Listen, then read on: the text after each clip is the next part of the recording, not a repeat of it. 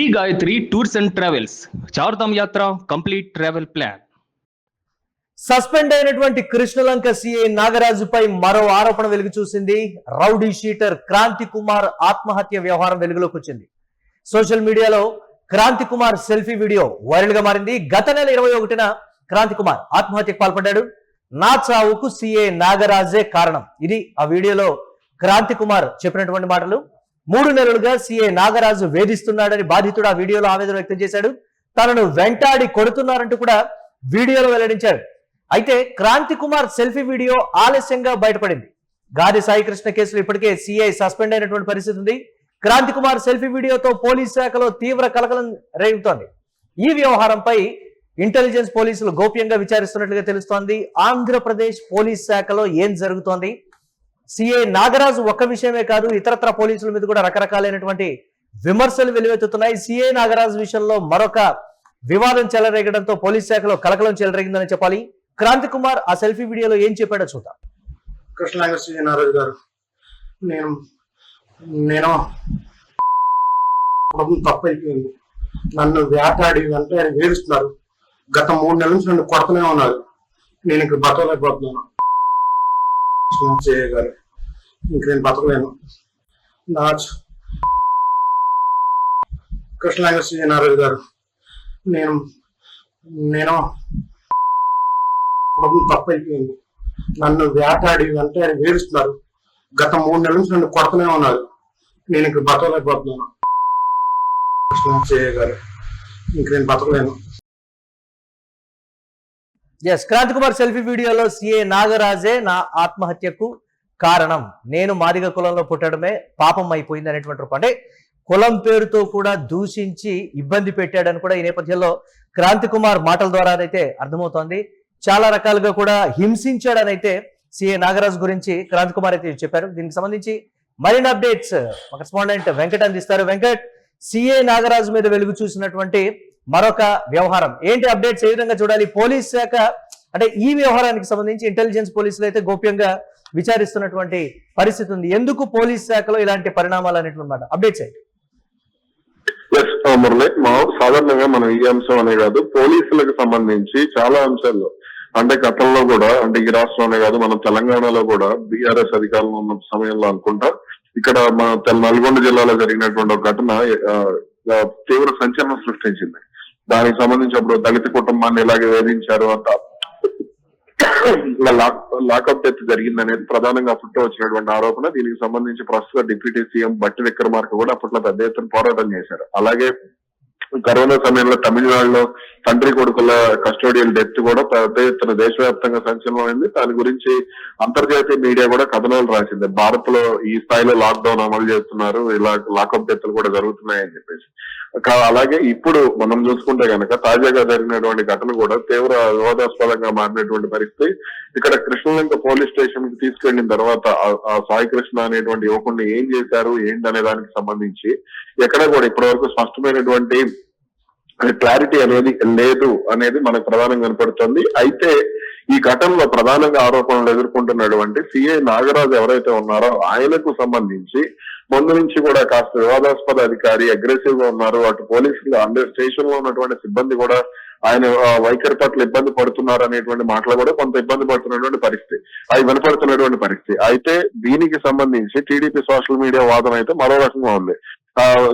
ఆయన సిన్సియర్ అధికారి, ఆయనకు కొంత ర్యాష్ గా ఉంటారు కానీ సిన్సియర్ అధికారి అని చెప్పే ప్రయత్నం వీళ్ళు చేస్తున్నారు. కానీ అక్కడ జరుగుతున్నటువంటి అంటే ఈ క్రాంతి కుమార్ మరణం విషయంలో కానీ, సెల్ఫీ వీడియో ఘటనలో కానీ, లేదంటే ఇప్పుడు తాజా ఘటనలో కానీ ఇవన్నీ కూడా చూస్తుంటే ఆ సిఐ వ్యవహార శైలి అంటే ఎవరినైతే అరెస్ట్ చేశారో ఆరోపణలు ఉన్నటువంటి వారిని అంటే న్యాయస్థానాలు మాత్రమే దోష కాదా, ఆ శిక్ష పడాలా లేదా అని నిర్ధారిస్తూ ఉంటాయి. కానీ ఈయనకు వెళ్ళిన తర్వాత కృష్ణలంక పోలీస్ స్టేషన్ లో అడుగు పెట్టిన తర్వాత పరిస్థితి ఎలా ఉంటుందో అనేటువంటి భయం కూడా కొంత నాటు నేరస్తుల కుటుంబాల్లో. ఇప్పుడు ఏదైనా చిన్న చిన్న కేసుల్లో అరెస్ట్ అయినటువంటి వాళ్ళు, పిటి కేసుల్లో కానీ, లేదంటే రాత్రిపూట రోడ్ల మీద తిరిగే వాళ్ళని అరెస్ట్ చేసినటువంటి కేసుల్లో కానీ, ఇలా ఎక్కడన్నా అరెస్ట్ అయితే వాళ్ళ పరిస్థితి అంటే ఇంటికి వస్తారా రారా అనేటువంటి భయాందోళన కూడా క్రియేట్ అయినటువంటి పరిస్థితి ఉంది. కాబట్టి ఇటువంటి అంశాలకు సంబంధించి అయితే ఇప్పటికే ఈ కేసుకు సంబంధించి అటు రాజమండ్రి ఎస్పీ కిషోర్ ను కూడా రాష్ట్ర ప్రభుత్వం విచారణకు నియమించినటువంటి పరిస్థితి ఉంది. అలాగే ఆయన సస్పెండ్ చేసినటువంటి పరిస్థితి ఉంది. దీనికి సంబంధించి ఆయన అరెస్ట్ కూడా చేసేటువంటి అవకాశాలు అయితే స్పష్టంగా కనపడుతున్నాయి. వెంకట్, క్రాంతి కుమార్ వీడియోలో కుల ప్రస్తావన కూడా తీసుకొని వచ్చారంటే కులం పేరుతో కూడా దూషించాడు అని కూడా ఒక రకమైనటువంటి ఆరోపణలు ఉన్నాయి. అంటే వెంటాడుతున్నారు, కొడుతున్నారు, అంటే అరెస్ట్ అయిన తర్వాత ఇంకా ఏ విధంగా ఉంటుందో కూడా భయంతోనే ఆత్మహత్య చేసుకున్నాడు అనేటువంటిది కుటుంబ సభ్యులు కూడా చెప్తున్నటువంటి మాట. ఏంటి, దీన్ని ఎలా చూడాలంటారు? అంటే సాధారణంగా పోలీసుల వ్యవహార శైలి విషయంలో మనం చూస్తున్నాం. సినిమాల్లో కూడా పోలీసులు అంటే రాజశేఖర్ సినిమాలో, సింహరాజు సినిమాలో పోలీస్ అధికారిని చూస్తే చాలా మందికి భయంగా ఉంటుంది. ఆయన మంచి కనపడితేనే చెమటలు పట్టేటువంటి పరిస్థితి ఉంటుంది. అటువంటి వ్యవహార శైలి ఉన్నటువంటి పోలీసులు ఇక్కడ అంటే రాష్ట్రంలో చాలా మంది ఉన్నారు. ముఖ్యంగా కీలక పోలీస్ స్టేషన్లు ఏవైతే ఉన్నాయో, కృష్ణలంక పోలీస్ స్టేషన్ అంటే బెజవాడ, కొండికాయ లాంటి పోలీస్ స్టేషన్ గా చెప్తూ ఉంటారు పోలీస్ వ్యవస్థకి. కమిషనరేట్ కు ఎంత పవర్ ఉంటుందో కృష్ణలంక పోలీస్ స్టేషన్ కూడా ఆల్మోస్ట్ అంతే పవర్ ఉంటుంది అనేటువంటి మాట కూడా వినపడుతూ ఉంటుంది. ఎందుకంటే బస్ స్టాండ్ పరిధిలో ఉంటుంది, బస్ స్టాండ్ దగ్గరగా ఉంటుంది. అలాగే ముఖ్యంగా మాస్ ప్రాంతం కృష్ణలంక, అటు రాణిగారి తోట కానీ ఇవన్నీ కూడా ఉండేటువంటి ప్రాంతం అది. కాబట్టి ఈ పోలీస్ స్టేషన్ కి సంబంధించి కాస్త ప్రాధాన్యత ఎక్కువగా ఉంటుంది. మీడియా ఫోకస్ కూడా ఈ పోలీస్ స్టేషన్ మీద ఎక్కువగా ఉంటుంది. కాబట్టి ఇక్కడ కొంత ఈయన విషయంలో ముఖ్యంగా ఇటువంటి అధికారుల విషయంలో విమర్శలు ఎక్కువగా ఇది ఈ స్థాయిలో సంచలనం అవడానికి కూడా పోలీస్ స్టేషన్ ఉన్నటువంటి లొకాలిటీ కూడా కారణం అనేటువంటి మాట ఉంది.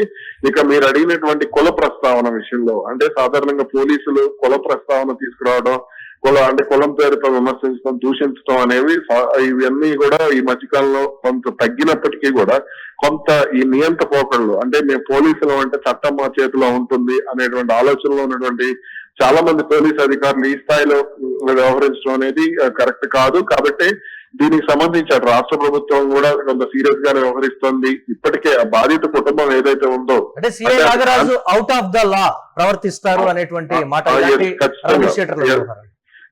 నేను కొంతమంది స్థానికులతో, అక్కడ ఎవరితో అయితే ఈ రోజు కానీ నిన్న కానీ కొంతమంది జర్నలిస్టులతో కూడా నేను మాట్లాడినప్పుడు, అక్కడ లోకల్ గా తిరిగేటువంటి రిపోర్టర్లు కానీ లేదంటే కొంతమందితో మాట్లాడినప్పుడు ఆయన వైఖరి విషయంలో ఇదే ఆరోపణలు వచ్చినటువంటి పరిస్థితి ఉంది. అంటే నేను వాళ్ళ దగ్గర నుంచి కూడా చాలా మంది పోలీసులు కూడా ఇబ్బంది పడుతున్నారు ఆయన వైఖరి వల్ల అనేది కూడా కొంతమంది చెప్పినటువంటి పరిస్థితి ఉంది. కాబట్టి ఇటువంటి అంటే కుల ప్రస్తావన లేదంటే ఇప్పుడు ఏదైనా సరే రౌడీ షీట్ అయినా, గంజాయిలో జరిగినా, డ్రగ్స్ అందినా, లేదంటే అక్రమ ఆయుధాలు ఏవైనా సరే దానికంటూ ఒక ప్రక్రియ ఉంటుంది. కాబట్టి నేరాన్ని నేరంగా చూడాలి, దోషిని దోషిగా చూడాలి, ఆరోపణలు ఉన్నవాళ్ళు ఆరోపణలు ఉన్నట్టు ఆ కోణంలోనే చూడాల్సినటువంటి అవసరం ఉంది.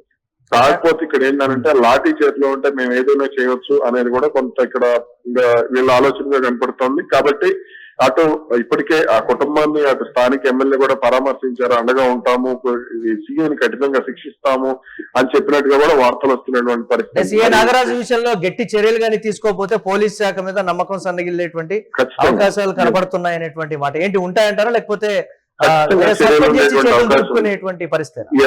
ఇటీవల పల్నాడులో కూడా ఒక సిఐకి సంబంధించి ఇట్లాగే విధుల నుంచి తొలగించినటువంటి పరిస్థితి ఉంది. కాబట్టి ఈ సిఐని కూడా అదే తరహాల విధుల నుంచి తొలగించేటువంటి అవకాశాలు అయితే దాదాపుగా కనపడుతున్నాయని చెప్పుకోవచ్చు. ఎందుకంటే అతను కనుక మళ్ళీ విధుల్లో జాయిన్ అయితే అటు తెలుగుదేశం పార్టీకి, జనసేన పార్టీకి, అంటే ఇటు రాజకీయ పార్టీలు కూడా విమర్శలు ఎదుర్కొనేటువంటి అవకాశం ఉంటుంది. ప్రభుత్వాల విషయంలో కూడా అంటే పోలీసులు ఏం చేసినా సరే సమర్థిస్తారు అనేది ప్రభుత్వాల మీద కూడా చెడు ముద్ర పడేటువంటి అవకాశం ఉంటుంది.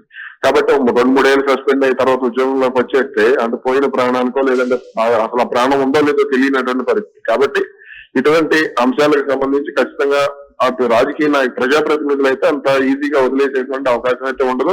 అటు ఉన్నతాధికారులు కూడా పోలీస్ శాఖ మీద నమ్మకం కలగటానికి, అంటే ఫ్రెండ్లీ పోలీసింగ్ అనేటువంటి అంశానికి కొంత నమ్మకం కలిగే విధంగా, ధైర్యం వచ్చే విధంగా చర్యలు తీసుకునేటువంటి అవకాశం అయితే ఉంటుంది. సిఐ నాగరాజు మీద మరొక ఆరోపణ వెలుగు చూడటంతో పోలీస్ శాఖలో ఒకంత కలకలం చెలరేగిందని చెప్పాలి. ఈ నేపథ్యంలో రౌడీ షీటర్ క్రాంతి కుమార్ ఆత్మహత్య వ్యవహారం అయితే వెలుగులోకి వచ్చింది. ఒక సెల్ఫీ వీడియో అతను రికార్డ్ చేసి సోషల్ మీడియాలో అయితే పెట్టాడు. అయితే క్రాంతి కుమార్ సెల్ఫీ వీడియోలో అంటే గత నెల 21న క్రాంతి కుమార్ ఆత్మహత్యకు పాల్పడ్డప్పటికీ ఆలస్యంగా ఈ విషయం అయితే వెలుగులోకి వచ్చింది. నా చావుకు సిఐ నాగరాజే ప్రధాన కారణం. ఇది క్రాంతి కుమార్ ఆ వీడియోలో పేర్కొన్నటువంటి మాట. కుల ప్రస్తావన కూడా తీసుకొని వచ్చారంటే కులం పేరుతో కూడా వేధించారనేటువంటి మాట కూడా కుటుంబ సభ్యులు చెప్తున్నారు. 3 నెలలుగా సిఐ నాగరాజు వేధిస్తున్నాడు అనేది క్రాంతి కుమార్ ఆ వీడియోలో ఆవేదన అయితే వ్యక్తం చేశారు. తనను వెంటాడి కొడుతున్నారంటూ కూడా ఆ వీడియోలో వెల్లడించారు. పోలీస్ శాఖ సిఐ నాగరాజుపై తగినటువంటి చర్యలు తీసుకోవాలి అని అయితే సర్వత్రా వ్యక్తమవుతోంది అభిప్రాయం.